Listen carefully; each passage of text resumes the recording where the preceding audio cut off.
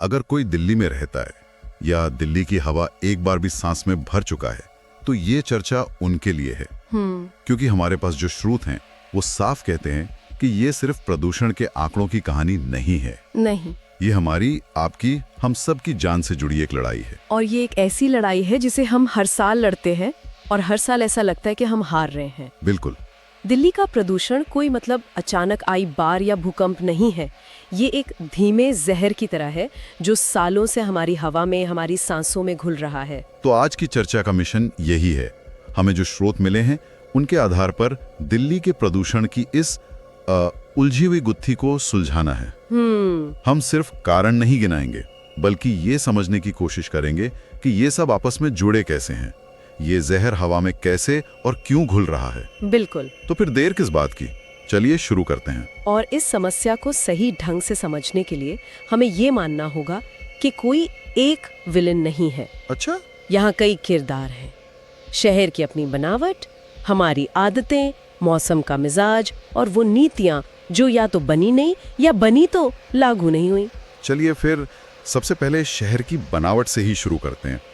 स्रोत में एक बहुत दिलचस्प बात लिखी है कि दिल्ली एक बोल की तरह है, एक कटोरी जैसी। हाँ, ये सुनने में अजीब लगता है, लेकिन क्या इसका मतलब यह है कि शहर की बनावट ही हमारी पहली दुश्मन है? दुश्मन तो नहीं कहूंगी, लेकिन एक बहुत बड़ी प्राकृतिक चुनौती जरूर है। सोचिए, एक कटोरी में अगर आप कुछ डालेंगे तो वो वहीं टिका रहेगा, आसानी से बाहर नहीं उड़ेगा। सही बात है। दिल्ली के साथ भी कुछ ऐसा ही है।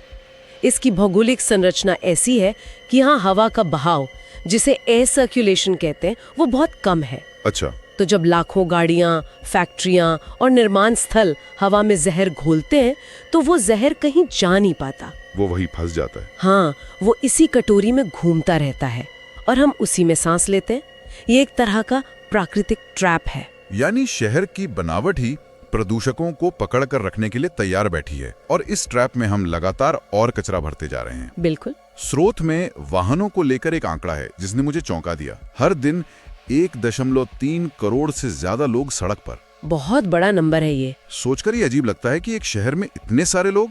इसका मतलब तो ये हुआ कि हम सब एक विशाल ट्रैफिक जैम का हिस्सा हैं, जो सिर्फ सड़कों पर नहीं बल्कि हमारे फेफड़ों में भी है। आपने बिल्कुल सही पकड़ा, ये फेफड़ों का ट्रैफिक जैम ही तो है।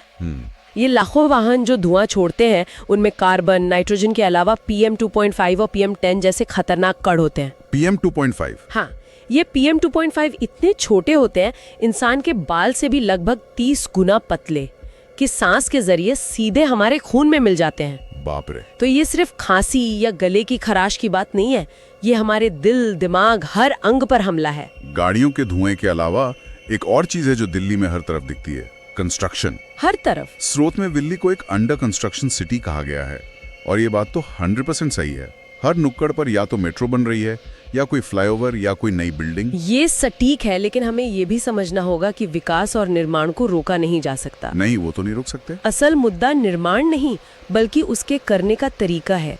समस्या नियमों को लागू करने में है, जो हमें सीधे सीधे गवर्नेंस की विफलता की ओर ले जाता है। अच्छा। स्रोत में एक बहुत जरूरी आंकड़ा है जो बताता है कि दिल्ली के कुल प्रदूषण में 25 से 30% हिस्सा सिर्फ निर्माण से उड़ने वाली धूल का है। 25 से 30%? ये तो बहुत बड़ा आंकड़ा है। बहुत बड़ा। मतलब अगर हम सिर्फ इस एक चीज पर ध्यान दें, सिर्फ धूल को नियंत्रित कर लें, जिसके नियम पहले से बने हुए हैं, हाँ, तो हम प्रदूषण का 1/4 हिस्सा यूं ही कम कर सकते हैं। ये तो एक लो हैंगिंग फ्रूट जैसा लगता है जिससे हम पकड़ ही नहीं रहे। और यही इस समस्या की सबसे बड़ी विडंबना है। इसका समाधान मुश्किल नहीं, बस इसे लागू करने की इच्छा शक्ति चाहिए।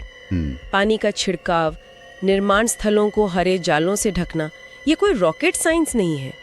लेकिन जब निगरानी कमजोर होती है और जवाबदेही तय नहीं होती तो ये आसान काम भी नहीं हो पाते।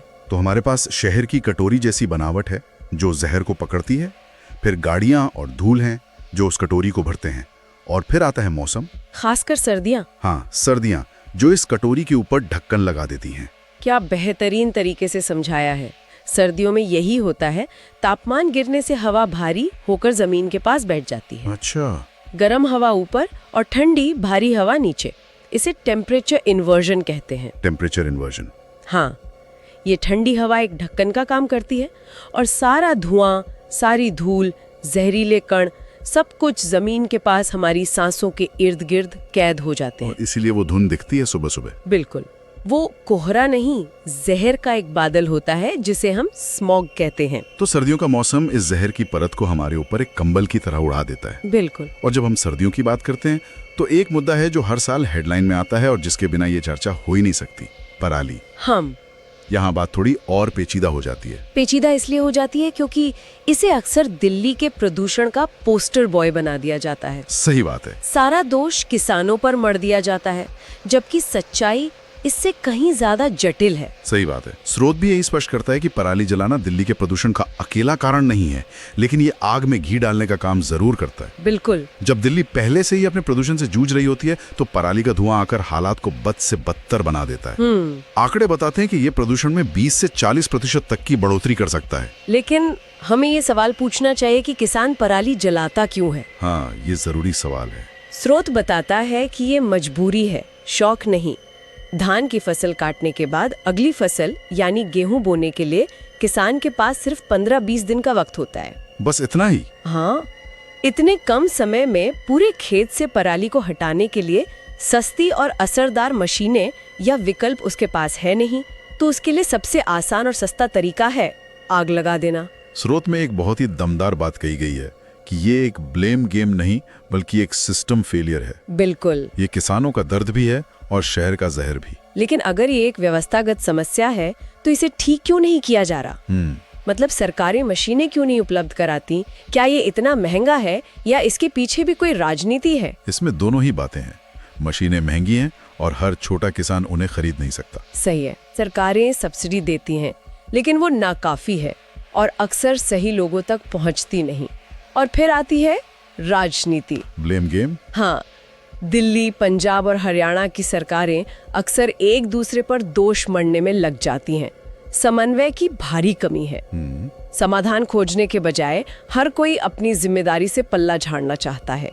ये एक क्लासिक केस है जहां राजनीति, अर्थशास्त्र और पर्यावरण आपस में उलझ गए हैं। तो जिम्मेदारी सिर्फ सरकारों की नहीं है, स्रोत तो उद्योगों और हम जैसे आम लोगों को भी कटघरे में खड़ा करता है। बिल्कुल, क्योंकि यह एक साझा समस्या है। स्रोत बताता है कि दिल्ली और उसके आसपास के इलाकों में कई छोटी छोटी फैक्ट्रियां हैं जो प्रदूषण के मानदंडों का खुलेआम उल्लंघन करती हैं। अच्छा। उनकी चिमनियों से रात के अंधेरे में काला धुआं निकलता रहता है और कोई पूछने वाला नहीं। इनकी निगरानी का सिस्टम बहुत कमजोर है। और फिर हम आते हैं आम लोग। स्रोत में कुछ उदाहरण दिए हैं जो चुभते हैं, जैसे 200 मीटर दूर की दुकान तक जाने के लिए भी बाइक निकालना, ऑफिस अकेले कार में जाना, या ठंड में गली के कोने में टायर या कचरा जलाकर हाथ सेकना। हाँ, हमें लगता है कि हमारे एक अकेले के करने से क्या फर्क पड़ेगा। और यही सोच सबसे बड़ी गलती है। जब दिल्ली में करोड़ों लोग यही सोचते हैं कि मेरे अकेले के करने से क्या होगा, तो उसका नतीजा ये जहरीली हवा है। स्रोत का निष्कर्ष बहुत साफ है। दिल्ली का प्रदूषण किसी एक की गलती नहीं बल्कि सबकी सामूहिक जिम्मेदारी है। सही बात है। जब तक हर कोई, सरकार, उद्योग और नागरिक अपनी भूमिका नहीं समझेगा तब तक कोई स्थायी समाधान नहीं मिल सकता। ये तो हुई सीधी सीधी वजह, लेकिन स्रोत बताते हैं कि कुछ और बड़ी ताकतें भी हैं जो इस आग में घी का काम कर रही हैं।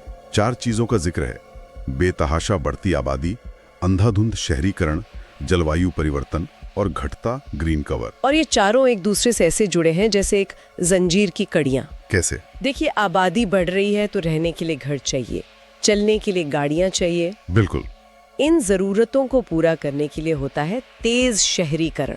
पेड़ कटते हैं, खेत खत्म होते हैं और हर जगह कंक्रीट के जंगल खड़े हो जाते हैं और हरियाली कम हो जाती है। हाँ, शहर का ग्रीन कवर जो हमारे लिए प्राकृतिक एयर प्योरीफायर का काम करती है, वो घटती जाती है। और इसमें जलवायु परिवर्तन का क्या रोल है?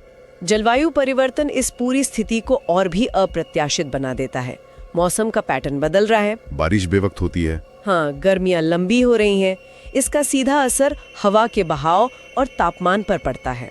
ये दिल्ली की हवा को और भी ज्यादा भारी और स्थिर बना देता है, जिससे प्रदूषक कणों का फंसना और भी आसान हो जाता है। तो ये एक ऐसा दुष्चक्र है जिसमें हम फंसते जा रहे हैं। बिल्कुल। हमने कारणों की इतनी सारी परतें खोली हैं।